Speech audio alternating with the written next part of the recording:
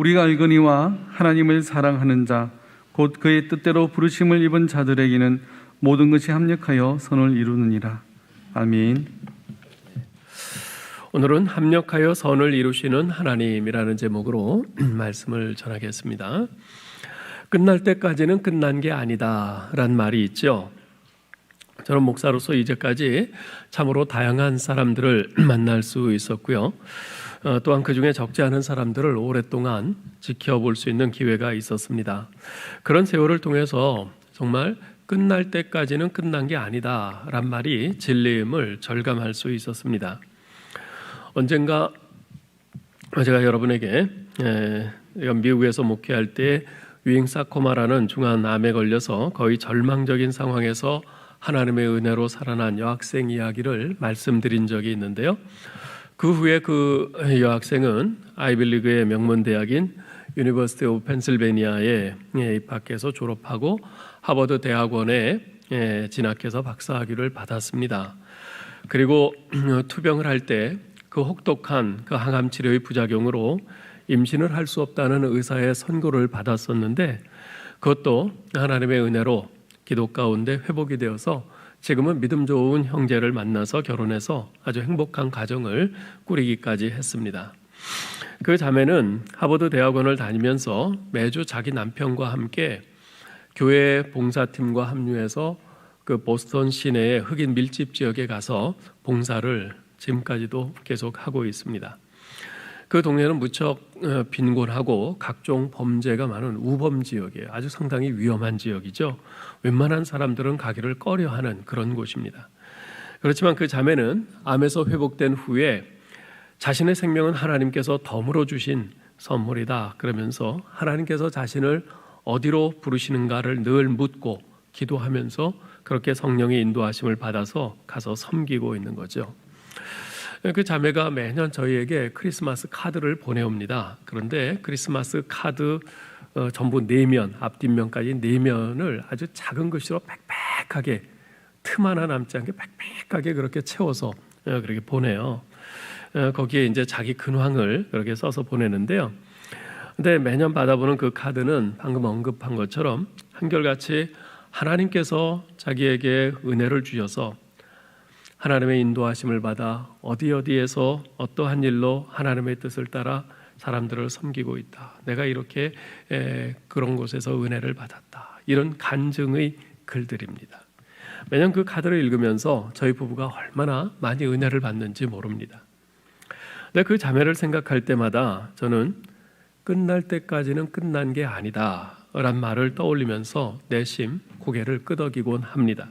그리고 그 말을 우리에게 소망이 되게 하시는 그 하나님을 생각하게 됩니다. 오늘 설교 제목이 합력하여 선을 이루게 하시는 하나님인데요. 그 자매의 삶을 통해 드러난 것이 정확히 오늘 말씀이기도 합니다. 여러분 오늘 본문인 28절은요. 우리가 알거니와 라는 말로 시작되고 있습니다. 한번 보실까요? 우리가 알거니와 하나님을 사랑하는 자 곧 그의 뜻대로 부르심을 입은 자들에게는 모든 것이 합력하여 선을 이루느니라. 우리가 알거니와 이 말은 우리는 이러이러한 사실을 분명히 알고 있다라는 말씀입니다. 근데 이 말씀은요 그 앞에 나오는 26절과 비교해 보면 매우 흥미로운 것이 발견됩니다. 26절 보세요. 이와 같이 우리도 성령도 우리의 연약함을 도우시나니 우리는 마땅히 기도할 바를 알지 못하나 오직 성령이 말할 수 없는 탄식으로 우리를 위하여 친히 간구하시느니라. 여기서는 우리는 마땅히 기도할 바를 알지 못한다라고 말씀을 합니다. 우리는 알지 못한대요. 뭐를요? 마땅히 기도할 바를.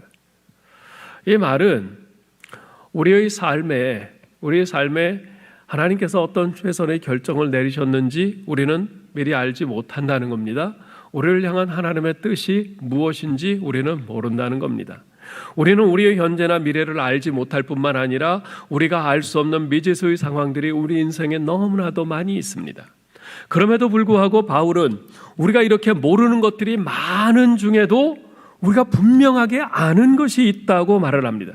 그것은 하나님을 사랑하고 그의 뜻대로 부르심을 입은 자들에게는 우리의 인생의 도상에서 우리가 경험하는 역경이나 고난, 불행, 사고 등 그 모든 것이 합력하여 마침내 하나님의 최선을 이룬다는 것입니다. 이 얼마나 우리에게 위로와 용기와 격려를 주는 말씀인지 모릅니다. 바울은 하나님을 사랑하는 자들, 그 뜻대로 부르심을 입은 자들에게는 인생의 고난이나 역경이나 불행 등이 없을 것이다, 이렇게 말하지 않습니다. 여러분 35절을 보세요. 누가 우리를 그리스도의 사랑에서 끊으리요? 환난이나 곤고나 박해나 기근이나 적신이나 위험이나 칼이랴. 예수 믿지 않는 사람들이 이 세상에서 수많은 고난과 어려움에 직면하면서 살아가듯이 분명히 하나님을 사랑하는 우리 인생 길에도 환난이나 곤고나 박해나 헐벗고 굶주림이나 위험 등이 있을 것이라고 말씀하고 있습니다. 이런 면에서 본다면 예수 믿는 사람이나 믿지 않는 사람이나 그 인생길에 별로 다를 바가 없지요. 그러나 결정적인 차이가 있습니다. 여러분, 비록 똑같은 길이라 하더라도 최종 목적지를 알고 가는 것과 모르고 가는 것 사이에는 엄청난 차이가 있습니다. 여러분, 세상에서 어떤 길이 가장 힘듭니까? 어떤 길이 가장 힘든지 아세요? 모르고 가는 길이 가장 힘듭니다. 알고 가는 길은요, 비록 험하더라도 멀더라도 덜 힘든 법입니다. 여러분, 혹시 어떤 곳을 처음 찾아갈 때, 그것도 컴컴한 저녁에, 어두컴컴한 저녁에 차를 몰고 찾아가는데 그때는 굉장히 긴장되죠. 시간도 많이 걸려요. 신경도 많이 쓰입니다. 그런데 그 똑같은 길을 되돌아올 때는 한결 여유가 있고 덜 긴장되고 시간도 훨씬 덜 걸리는 것 같은 그런 경험을 한 적이 있으시죠? 왜 그렇습니까? 똑같은 길인데 처음에는 모르고 가는 길이었지만 되돌아올 때는 알고 가는 길이기 때문에 그렇습니다. 신앙생활도 마찬가지입니다. 지금 우리가 가고 있는 이 신앙생활의 종착역이 어디인지, 그리고 지금 내가 겪고 있는 이러한 일들이 결국에는 어떻게 될 것인지 이것을 우리가 안다면 우리는 이 길이 아무리 힘들어도 능히 갈 수가 있습니다. 그러나 그 종착역을 모른다면 우리는 우리가 믿고 섬기는 하나님과 우리가 지금 가고 있는 이 길에 대해서 의심하고 머지않아 심각한 회의에 빠지게 될 것입니다. 무턱대고 믿습니다 하는 것이 신앙생활이 아니라 내가 마땅히 알아야 할 것을 분명히 알고 확신하는 가운데서 하는 것이 제대로 된 신앙생활인 것입니다. 이렇게 볼 때 그렇다면 28절 말씀에서 우리 그리스도인들이 예수 믿는 우리가 가장 힘주어 읽어야 할 부분이 어디겠습니까? 그것은 바로 우리가 알거니와 라는 바로 이 부분입니다. 이 부분을 가장 힘주어 읽어야 돼요. 하나님을 사랑하고 섬기는 나는 다른 것 모르는 것 투성이지만, 모르는 것 너무나 많지만 이것 하나만은 분명히 압니다. 이렇게 확신에 찬 목소리로 외칠 수 있어야 합니다. 자, 그러면 하나님을 사랑하는 자, 곧 그 뜻대로 부르심을 입은 자들인 우리 그리스도인들이 인생을 살아가면서 분명하게 알아야 할 그 한 가지 사실은 무엇입니까? 그것은 바로 우리 믿는 사람들에게는, 우리 그리스도인들에게는 모든 것이 합력하여 선을 이룬다는 것입니다. 자, 이 말 뜻이 무엇일까요? 이 말이 무슨 뜻일까요? 예수 믿기만 하면 무엇을 하든지 만사형통이다, 모든 것이 다 잘 될 것이다, 이런 뜻일까요? 그렇지 않습니다. 여러분, 본문을 잘 보면요, 모든 것이 합력하여 선을 이룬다고 말씀합니다. 여기서 합력한다, 합력하다라는 단어는요, 헬라어로 수네르게오라고 합니다. 근데 이 단어에서 영어의 시너지란 영어 단어가 여기서 나왔습니다. 여러분, 시너지가 무슨 뜻이죠? 시너지 효과, 뭐 이런 말을 많이 하는데요, 두 개 혹은 그 이상의 행동들이 결합해서 개개의 효과를 합한 것보다 훨씬 더 큰 전체 효과를 갖게 되는 것을 시너지라고 합니다. 예를 들어서요, 1 더하기 1은 뭐죠? 2죠. 정상적으로는 1 더하기 1은 2예요. 그런데 1 더하기 1이 2가 아니라 3이 되고 5가 되고 10이 되고 100이 되는 것, 이것이 시너지인 거죠. 이것이 시너지예요. 그러므로 모든 것이 합력하여 선을 이룬다는 이 말씀을 통해서 하나님께서 우리에게 약속하시는 것이 뭐냐면, 우리의 신앙은 물론이고 심지어 우리의 생명까지 파괴하기 위해서 정말 우리 앞에 밀어닥치는 그 모든 역경들, 고난들, 좌절들, 절망들, 또 사탄이 벌이는 그 모든 방해 공작들, 이 모든 것들을 하나도 남김없이 취하셔서 하나님께서 크고 놀라운 능력으로 무언가 우리를 위해서 최선의 결과를 이루시겠다는 것입니다. 즉 하나님의 계산법에 의하면 고통에 고난을 더하고 거기에 절망과 어려움을 더하고 또 상실과 실패까지 더했는데도 그 답은 악이 아니라 선이 된다는 거예요. 고통 플러스 고난 플러스 절망 플러스 어려움 플러스 상실 플러스 실패 하면은 최악이라는 결과가 나와야 되는데 하나님께서는 선을 이루시겠다는 거예요. 선을 이루시겠다는 거예요. 정말 놀랍지 않습니까? 어떻게 이런 일이 가능할까요? 아무리 계산기를 두드려 봐도 이런 계산은 나올 수가 없습니다. 그런데 하나님은 그렇게 하실 수 있습니다. 그런 계산이 우리에게는 말도 안 되는 거지만 하나님께는 진리입니다. 그리고 이 진리가 고통과 절망 가운데 있는 우리에게 소망이 되는 것이죠. 인생을 살아가면서 여러 가지 고난과 절망과 고통 그리고 낙심, 실패, 상실 등의 그 문제, 그 장벽 앞에 직면해서 정말 어쩔 줄 모르고 당황하고 놀라고 정말 좌절하는 우리들에게 소망이 될 수 있는 것은 바로 하나님의 이러한 계산법 때문에 그런 것입니다. 어떤 사람이 집에서 구운 맛있는 비스켓을 가지고 와서 사람들에게 하나씩 나눠주면서 잡숴보세요 그래요. 먹어보니까 너무나 맛있는 거예요. 그래서 사람들이 야, 이거 도대체 무슨 재료로 만들었어요? 왜 이렇게 맛있죠? 그 재료 좀 가르쳐 주세요. 그래서 재료를 가르쳐 주는데 놀랍게도 그 사람이 말해준 이 재료들은 하나같이 다 맛없는 재료예요. 우선 밀가루. 여러분 밀가루 그거 그냥 먹으면 맛있어요? 하나도 맛없잖아요. 베이킹 파우더 그것도 맛없어요. 쇼트닝 맛없어요. 그리고 거기에 들어가는 몇 가지 첨가제들 이것들 하나하나 재료들은 전부 다 맛없는 것들이에요. 그런데 이것을 다 섞어서 반죽을 하고 그것을 오븐에 넣고 구우니까 그렇게 맛있는 비스켓이 되어 나오는 거예요. 각각의 재료는 하나도 맛없는 것들이지만 근데 이것을 다 섞고 반죽하고 구우니까 맛있는 비스켓. 우리 인생도 마찬가지입니다. 우리가 살아가면서 겪는 일들 가운데 상당 부분은요 아무런 맛도 없고 심지어 쓰기까지 합니다. 그래서 우리가 흔히 그런 말을 하잖아요. 참 인생의 쓴맛을 다 보고 산다 그러잖아요. 그죠? 여러 가지 고난과 고통과 환난 또 실패, 좌절 낙심되는 일들, 어려운 난관들 그런 일들을 겪을 때 참 인생의 쓴맛을 본다 그래요. 그러나 하나님께서는 그러한 맛없는 것들, 그런 쓰디 쓴 것들도 다 버리지 않고 그것들을 다 하나로 모아서 그것을 반죽하셔서 우리가 전혀 예상치 못한 아주 맛있는 선한 결과들을 이루신다는 거죠. 그런데 그렇게 해서 하나님께서 이루시는 선은 그럭저럭 대충 선한 것이 아닙니다. 여기 하나님께서 모든 것을 합력하여 선을 이루게 하신다라고 하는 이 본문 말씀에 나오는 선은요 헬라어로 아가토스라고 합니다. 헬라어에는 선하다, 이 선을 뜻하는 헬라어의 대표적인 그 두 단어가 있는데 하나는 이 아가토스라는 단어고 다른 하나는 칼로스라는 단어입니다. 그 중에 칼로스는요, 좋다, 선하다 이런 뜻인데 특별히 그 안에 어떤 의미가 담겨 있냐면 아주 잘 만들어져서 겉보기에는 좋지만 실제로는 아무 실용적인 목적도 갖고 있지 않은 것을 말할 때 이 칼로스라는 단어를 써요. 일례로 여러분들 음식점에 가면 음식점 밖에 유리 진열장 안에 음식을 실리콘이나 그런 걸로 만들어 놓은 그 가짜 음식 있죠. 그죠? 냉면, 불고기, 순두백반, 이런 것들을 가짜로 이렇게 만들어서 진열해 놓잖아요.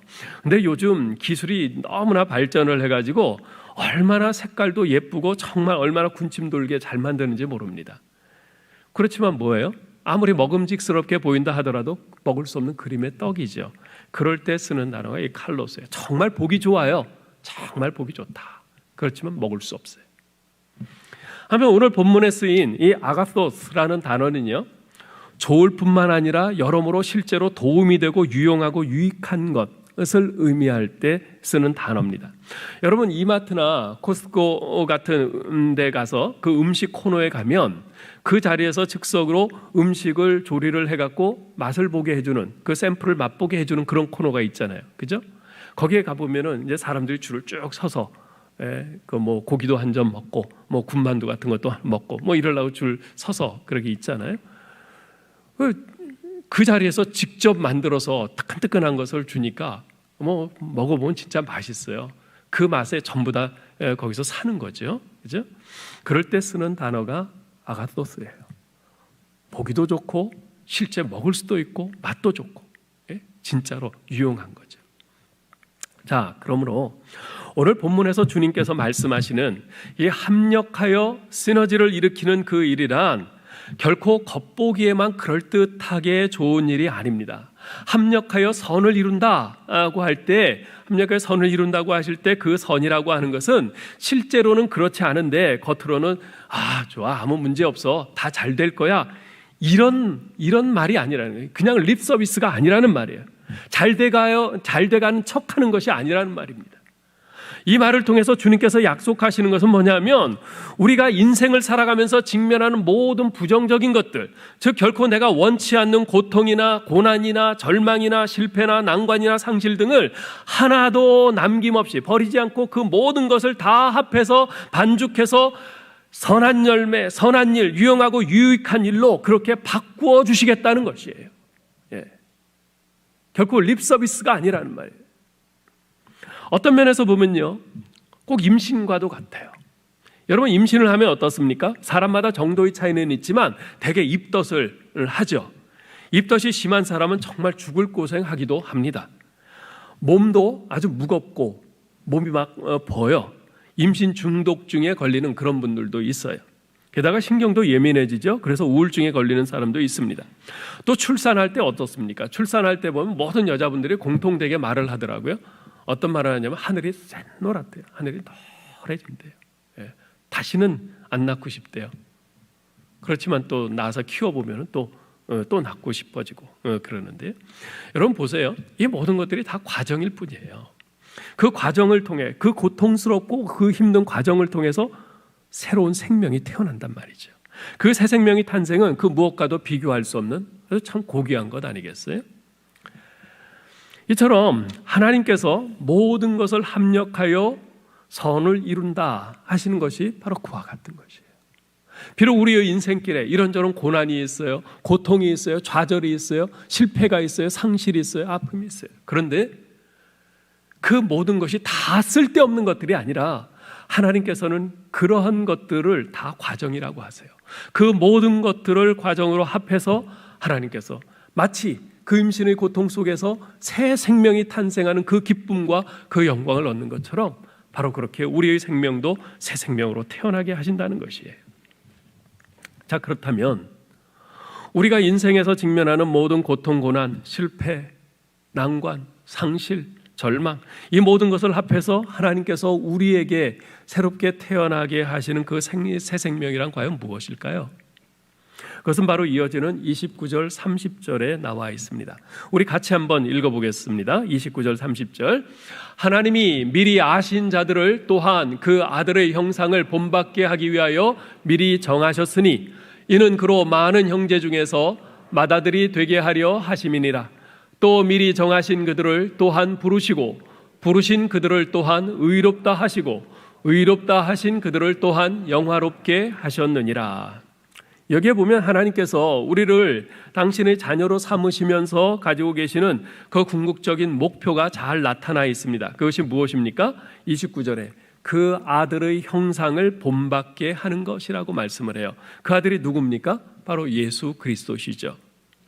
우리로 하여금 본질적으로 예수 그리스도를 닮는 사람이 되게 하는 것, 그것이 바로 하나님께서 우리 그리스도인들에 대해서 가지고 계시는 궁극적인 목표이자 최선이라는 것입니다. 이것을 30절에서는 이렇게 표현하고 있습니다. 그들을 또한 영화롭게 하셨느니라. 표현은 좀 다르지만 29절의 말씀과 똑같은 의미입니다. 예수 그리스도의 온전한 인격을 담는 것, 그것이 바로 영화롭게 되는 것이기 때문에 그렇습니다. 따라서 우리의 삶에서 무엇을 경험하든, 즉 그것이 좋은 일이든 나쁜 일이든 형통한 일이든 고난이든 복된 일이든 불행한 일이든 스스로 자초한 일이든 아니면 본의 아니게 당한 일이든 원하는 일이든 원치 않는 일이든 그 무슨 일이든지 간에 하나님께서는 그 모든 일들을 우리가 예수 그리스도를 본받고 영화롭게 되는 그 일을 위해서 사용하실 것입니다. 나를 지극히 사랑하셔서 내가 아직 죄인 되었을 때 나를 선택하시고 부르셔서 죄를 용서해 주시고 의롭다고 인정해 주신 하나님께서는 이제 주 앞에서 새로운 삶을 출발한 나를 그대로 놓아두지 않으시고 마침내 우리가 인생에서 경험하는 모든 사건과 그 모든 삶의 경험들을 통해서 나를 연단하시고 빚어 만드시사 예수 그리스도의 빛나는 인격을 본받게 하시고 마침내 그를 닮은 존재로 우리 하나님 앞에 세워주실 것입니다. 이 사실을 생각할 때 우리의 인생길에서 직면하는 그 고통과 그 실패와 좌절과 불행의 문제를 우리가 어떠한 안목으로 바라보고 해석해야 하는지를 비로소 깨닫게 됩니다. 즉 고난은 단지 고통으로 끝나는 것이 아니라, 아픔과 슬픔으로 끝나는 것이 아니라 그 고난에 깃들인 우리 하나님의 영광스럽고 빛나는 섭리가 있다는 거죠. 그 고난에 깃들인 하나님의 섭리를 믿음의 눈으로 볼 수 있어야 한다는 것입니다. 여러분, 고난을 만날 때 누구나 괴로워합니다. 솔직히 아무도 그 감정을 부인할 수는 없어요. 우리가 예수 믿는 사람이지만 예수 믿는다고 해서 아픈 것이 안 아픕니까? 아픈 건 아픈 거예요. 고통은 고통이에요. 슬픔은 슬픔입니다. 그럼에도 불구하고 우리가 예수 믿는 사람으로서 분명히 알고 있는 것이 있습니다. 그것은 고난 그 자체가 기쁨일 수는 없지만, 슬픔 그 자체가 영광일 수는 없지만, 그러나 인생에서 경험하는 고통도 슬픔도 불행도 역경도 재앙도 마침내 하나님의 손에서 그것이 반죽이 되어 내 인생의 그 연단을 위한 도구로 사용될 수 있다는 것입니다. 사도 바울은 바로 그 사실을 안다. 나는 이 사실을 분명히 알고 있노라. 이렇게 확신 있게 외치고 있는 것입니다. 여러분도 그 사실을 분명히 알고 계십니까? 혹시 이제까지 몰랐다 할지라도 지금은 분명히 아실 수 있기를 바랍니다. 나는 분명히 안다. 이제 나는 분명히 안다. 이제까지 내 앞길을 막고 그래서 나를 그렇게 좌절시키고 나를 그렇게 괴롭게 했던 그 내 인생의 그 수많은 장벽들, 그 고난들, 그것들이 단지 나를 괴롭게 하는 고통으로 끝나는 것들이 아니라 그것을 허락하신 하나님께서 마침내 그 모든 것들을 하나로 모아 그것을 반죽하셔서 내 인생을 예수 그리스도를 닮는 인격으로 빚으시고 나를 영광스러운 존재가 되도록 완성시키실 것이다. 나는 이 사실을, 나는 성경을 통해 우리 하나님의 말씀을 통해 분명히 아노라. 여러분, 이렇게 확신 있게 외치실 수 있기를 바랍니다. 어거스틴은 인생의 고통에 대해서 이렇게 설명합니다. 고통이란 술을 놓은 천을 보는 것과도 같다. 천의 뒷면을 보면 많은 색깔의 실이 무질서하게 얽혀 있어 보기에는 흉측하다. 고통을 다만 괴로움이나 부조리로 보기 때문이다. 그러나 천의 앞면을 본다면 혼란스럽던 실들의 형태와 색채가 아름답게 조화되어 있음을 발견하게 될 것이다. 이처럼 하나님의 역사를 움직이신다는 것을 믿는 사람은 혼잡을 뚫고 아름다운 미래를 본다. 우리 여성분들은 다 수를 놓아 보셨겠죠. 우리 남자분들은 수는 안 놓아 봤어도 수 놓은 것을 본 적이 있을 겁니다. 그 뒷면을 보면 어때요? 여러 가지 색깔들이 그냥 막 이리저리 혼란스럽게 얽혀 있는데 그냥 머리가 어지러워요. 그렇죠? 그러나 그 앞면을 보면 어떻습니까? 앞면을 뒤집어서 보면은 참 아름다운 그림이 색색으로 잘 이렇게 표현되어 있는 것을 볼 수 있지 않습니까? 고통이 그런 것이. 고통이. 내 인생에 끊임없이 밀려오는 그 고통, 그 자체만을 보면 도대체 내 인생은 왜 이렇게 암담한지, 내 인생은 왜 이렇게 한심스러운지 그 생각밖에 안 들어요. 그러나 우리가 하나님의 이 약속의 렌즈를 가지고 보면 그렇게 혼란스럽고 한심스럽게 보였던 내 인생에, 그리고 그 밀어닥친 그 많은 그 고통들, 고난들, 그 좌절들이 아하, 내게 이런 일들을 허락하신 우리 하나님의 뜻이 계시구나.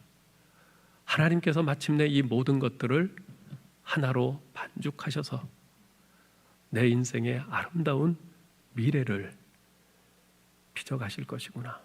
이것을 깨닫게 되는 것이죠. 고난이라고 하는 현실만 보느냐, 아니면 그 배후에서 섭리하시고 역사하시는 그 하나님의 손길을 보느냐에 따라 우리 인생의 행복과 불행이 좌우됩니다. 비관주의자와 낙관주의자의 차이는 어떤 사건이 판가름하는 것이 아니라 그 사건을 해석하는 방법이 판가름해 줍니다. 똑같이 감옥에 갇힌 두 사람이건만, 그래서 그 감옥 안에서 그 창살 밖으로 밖을 똑같이 내다보는데, 한 사람은 그 창살 밖을 보면서 그래, 나도 언젠가는 여기를 나갈 수 있을 거야, 그날을 위해서 준비해야지 하면서 열심히 그 안에서 푸시업도 하고 운동을 하면서 준비를 합니다. 그러나 똑같은 한 사람은 나는 여기서 이렇게 갇혀서 죽고 말 거야, 그러면서 그 비관을 하고 아무것도 안 하고 그렇게 있다가 결국 그렇게 죽고 맙니다. 여러분, 이처럼 인생은 사건이 사람을 끌고 가는 것이 아니라 그 사건을 해석하고 대응하는 사람의 태도에 달려 있습니다. 어쩌면 이제까지 우리는 우리 앞을 막아서는 이런저런 사건들, 그 장벽들에 끌려왔을지도 모르겠어요. 특히 이제 감정적으로, 그죠? 감정적으로 많이 끌려왔을 거예요. 그러나 이제 우리가 하나님을 믿는 사람으로서 하나님께서 우리에게 주시는 이 약속의 말씀을 우리가 받았을진데, 이제 이 약속의 말씀의 렌즈로 그 사건을 다시 바라봐야 됩니다. 그저 그 사건에 질질 끌려가는 것이 아니라 우리 하나님의 약속의 렌즈로 바라보면 거기에 미래가 보입니다. 그것도 아름답고 최선의 그런 미래가 보입니다. 그렇게 해서 우리가 그 사건에 바른 반응, 바른 대응을 할 수 있어야 합니다. 그렇게 되면 우리가 어떤 관점에서 어떻게 해석하느냐에 따라서 전혀 다른 결과가 얻어집니다. 그런 말이 있어요. 하나님은 가끔 빵 대신 벽돌을 던지시는데, 어떤 이는 원망해서 그 벽돌을 차다가 발가락 하나가 더 부러지고, 어떤 이는 그 벽돌을 주춧돌로 삼아 집을 짓기 시작한다. 하나님께서 우리가 빵을 원할 때 항상 빵을 주시진 않아요. 우리는 빵을 원하는데 그냥 벽돌을 주실 수 있어요. 하나님, 이게 뭡니까? 제가 빵 달라고 했지 이까지 벽돌 달라고 그랬어요 하면서 신경질 나서 차다가 발가락이 부러져요. 더 고생을 하죠. 그런데 하나님께서, 날 사랑하신 하나님께서 무엇이든지 구하는 대로 최선을 주신다고 하신 하나님께서 왜 이 벽돌을 주셨을까 생각하면서 하나님의 말씀이 거울로 비춰보는 거예요. 그랬을 때 이것을 먹을 수는 없지만, 그렇지, 이걸 주춧돌 삼아서 집을 지을 수는 있잖아 하면서 그 돌을 주춧돌로 놓게 될 때 집을 지을 수 있는 토대가 마련되는 것 아니겠어요?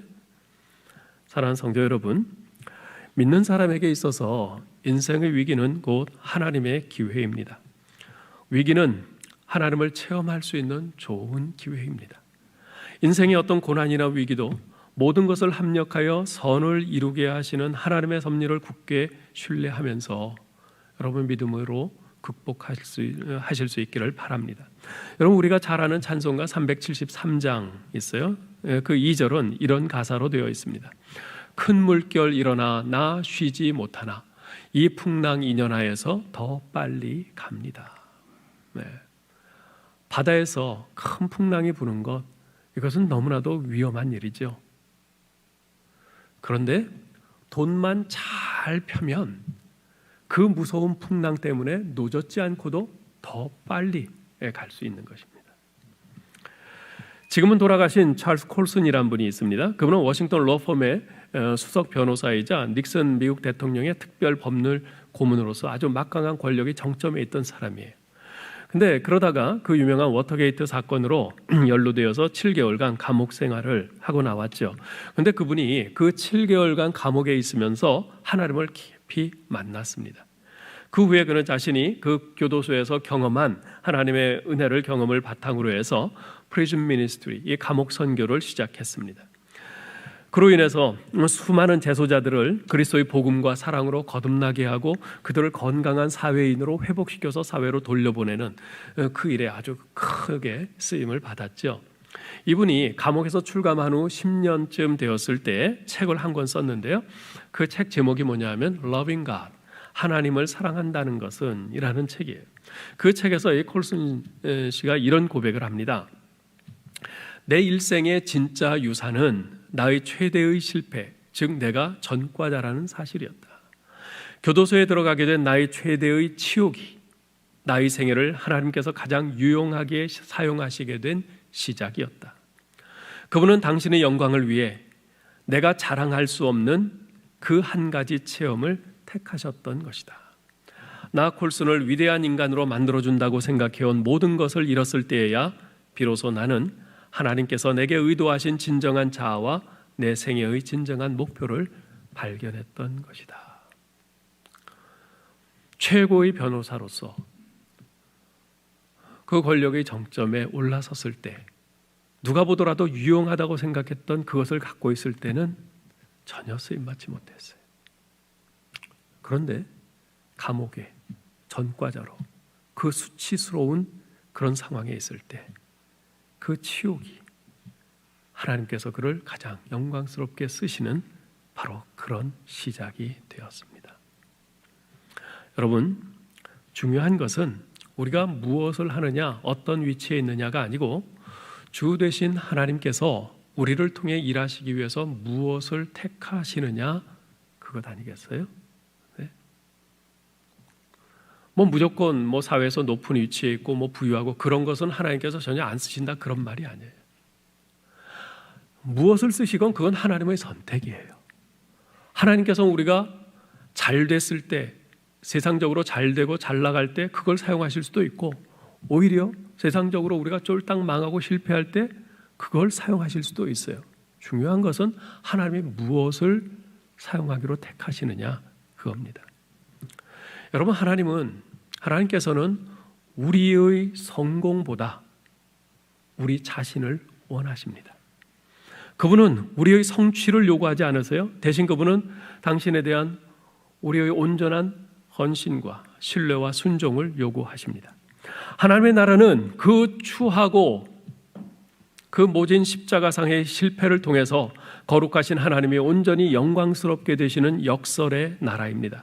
승리는 실패를 통해서, 치유는 부서짐을 통해서, 자아의 발견은 자신을 버림을 통해서 오는 것입니다. 서두에 말씀드린 그 자매 이야기를 하나만 더 하고 마치려고 합니다. 그 자매가 아이비리그의 명문 유니버시티 오브 펜실베니아를 졸업하고 하버드 대학원 경영학과 박사과정에 진학할 때의 일입니다. 그때까지 하버드 대학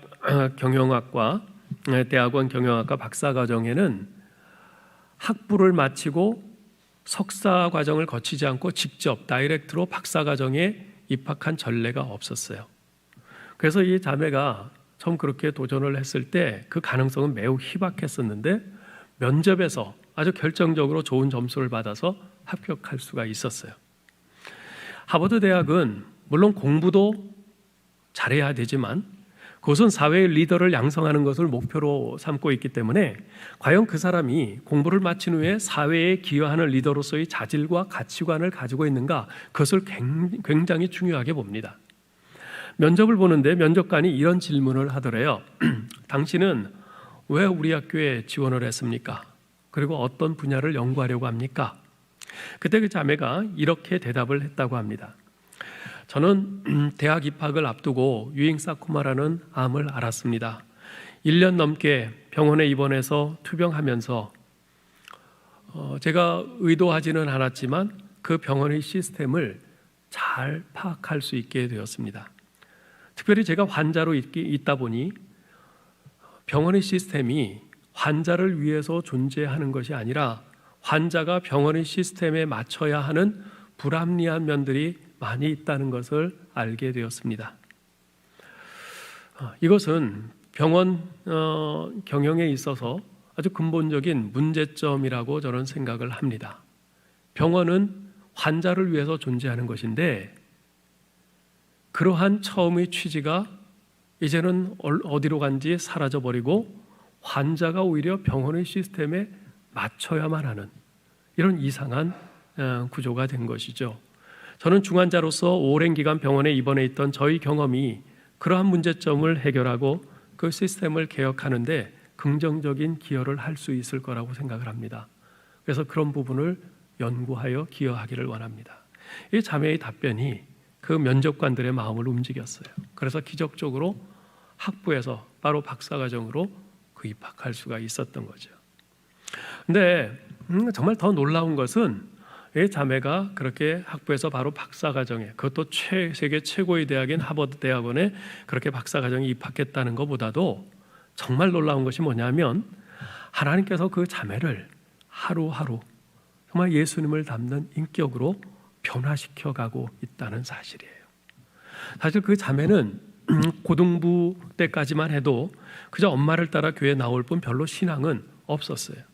그런데 암을 앓으면서 그 생사의 간극에서 모진 투병을 하면서 예수님을 인격적으로 만났습니다. 하나님의 사랑을 깊이 깨닫게 되었어요. 그러면서 그 자매가 그 병원에서 맞은 크리스마스에 저희에게 이제 카드를 보냈는데 그 카드에 이렇게 써 있었어요. 목사님, 사모님, 이렇게 병원의 격리치료실에서 홀로 크리스마스를 맞게 되었지만 올해의 크리스마스는 제게 최고의 크리스마스예요. 왜냐하면 나를 위해 십자가에서 죽으신 예수님과 그 예수님을 이 땅에 보내주신 하나님의 그 사랑의 하나님을 만났으니까요. 그 자매는 그 모진 암과 고통 중에 싸우면서 주님을 만났고 하나님의 사랑을 온몸으로 느꼈습니다. 그리고 지금 자신의 생명은 하나님께서 덤으로 주신 거라고 생각하면서 그렇게 앞으로 자신의 삶은 한 걸음 한 걸음 우리 주님의 인도하심을 구하면서 그에 따라 걸어가기로 그렇게 결심하면서 살고 있어요. 하루하루 주님을 닮기 위해 진력하고 있습니다. 2살 전에 보낸 크리스마스 카드에는 이렇게 썼더라고요. 맨 마지막 부분에 이런 자신의 바람과 기도 제목이 있어요.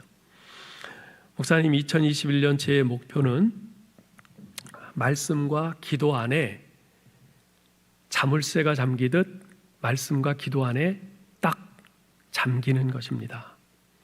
그래서 내 뜻대로 일이 풀리지 않거나 앞길이 잘 보이지 않더라도 내가 하나님 안에 뿌리가 박히기를 원하고 그분의 능력으로 변화되어 가기를 원합니다. 이 세상의 그런 패턴에 내 자신이 거기에 순응해 가는 것이 아니라, 이 자매가 지금 이 카드를 쓸 때는 이제 하버드 대학원에서 박사 공부를 다 끝내고 이제 다른데 이렇게 교수 자리를 위해서 이제 한참 이렇게 어플라이 하고 있을 때인데요. 근데 여러 군데 했는데 잘 안 되는 거예요. 그러면서 마음에 조급한 마음도 생기고 이러는 가운데서 애쓴 거예요. 제 목표는 말씀과 기도 안에 자물쇠로 꽉 잠기듯 그렇게 잠궈지는 겁니다. 비록 일들이 내 뜻대로 풀리지는 않더라도, 앞길이 보이지 않더라도 나를 사랑하시는 하나님 안에 깊이 뿌리박고 그분의 능력에 의해서 변화되어 가기를 원합니다. 세상이 나를 몰아가는 대로 끌려가는 것이 아니라. 그 자매를 생각할 때마다 하나님을 사랑하는 자, 곧 그 뜻대로 부르심을 입은 자들에게는 모든 것이 합력하여 선을 이루느니라고 한 로마서 8장 28절 말씀이 진리임을 다시금 확인하게 됩니다. 어디 그 자매뿐이겠어요? 구체적인 상황은 다르지만 우리 교회 성도님들 가운데도 제가 알고 있기로는 이와 비슷한 경험들을 하는 분들이 적지 않습니다. 지금도 그런 과정 중에 있는 분들도 꽤 많이 있고요. 우리 사랑하는 성도 여러분, 우리는 매일 날씨가 좋기를 바라요. 그러나 매일 날씨가 좋으면 사막이 되죠. 비도 와야 됩니다. 비바람은 때로는 귀찮아요. 우리를 힘들게 하고 짜증나게 합니다. 그렇지만 그 비바람 때문에 새싹이 돋는 겁니다. 내 앞에 비바람이 불 때 비록 나의 삶에 그 비바람을 허락하신 하나님의 그 깊으신 뜻을 다 이해하지는 못하지만, 아니 오히려 불평과 원망이 생길 수 있지만 그 비바람조차도 사용하셔서 내 삶에 최선을 이루실 우리 하나님을 믿으실 수 있기를 바랍니다. 그렇게 해서 내 안에 예수 그리스도를 닮는 신앙 인격을 꽃피게 하실 우리 하나님의 섭리를 신뢰하실 수 있기를 바랍니다. 그러면서 지금 이 시간 나의 소임이 무엇인지 우리 하나님께 묻고 그것을 되뇌이면서 믿음으로 인내하고 견딜 때 반드시 우리 하나님의 영광을 보게 될 줄 믿습니다. 아무쪼록 오늘 이 말씀을 확신 가운데 견고히 붙들면서 여러분의 인생을 든든히 붙잡고 가시는 우리 하나님의 섭리를 소망 가운데 더욱 온전히 신뢰하는 저와 여러분 될 수 있기를 주님의 이름으로 축원합니다. 하나님 은혜를 감사합니다. 하나님 아버지, 오늘 우리에게 참으로 이 약속의 말씀, 소망의 말씀을 주심을 감사합니다. 이제까지 우리의 인생길에 눈물과 고통과 아픔과 슬픔과 실패와 좌절과 온갖 난관들이 끊임없이 우리 앞을 막아서 왔습니다. 그러한 것들 앞에서 절망하면서 낙심하면서 좌절하면서 근근히 이어왔습니다. 하나님, 그렇지만 그 모든 것들이 다 쓸데없는 것들이 아니라, 단지 우리를 괴롭게 하는 것들이 아니라, 우리 하나님께서 우리 인생을 예수 그리스도를 온전히 담고 영화로운 인생으로 빚으시고 완성하시기 위해서 꼭 필요한 재료로서 우리의 삶에 허락하신 것들임을 오늘 말씀을 통해서 깨달았습니다. 아버지 하나님, 하나님께서 내가 나를 사랑하는 것보다도 더 나를 사랑하시는 것을 우리 모든 성도들이 믿게 하여 주시옵소서. 하나님이 우리를 참으로 사랑하시고 우리를 위해서 최선을 계획하고 계시고 준비하고 계시며 그것을 완성을 향해서 지금 한참 우리를 빚어가고 계심을 믿게 하여 주시옵소서. 지금 우리가 당하고 있는 이런 어려움과 실패와 난관들은 이것이 최종적인 결과가 아니라 과정일 뿐임을 믿게 하여 주시옵소서. 하나님께서 사랑하시는 자, 우리 하나님을 사랑하는 그 모든 자들에게는 하나님께서 이 모든 것들을 합력해서 선을 이루신다고 하는, 우리에게 최선을 이루신다고 하는 우리 하나님의 약속을 믿게 하여 주시옵소서. 이 약속의 렌즈로 우리 앞에 당하고 있는 모든 어려움과 그 고난들을 보게 하여 주시옵소서. 그리고 그것을 바르게 해석하면서 우리 하나님께서 우리에게 보여주신 그 뜻대로 우리가 이것들을 믿음으로 감당해 나가면서 바르게 해석하고 넉넉히 이겨나갈 수 있도록 도우시고 인도해 주시옵소서. 우리 주 예수 그리스도의 이름으로 기도하옵나이다. 아멘.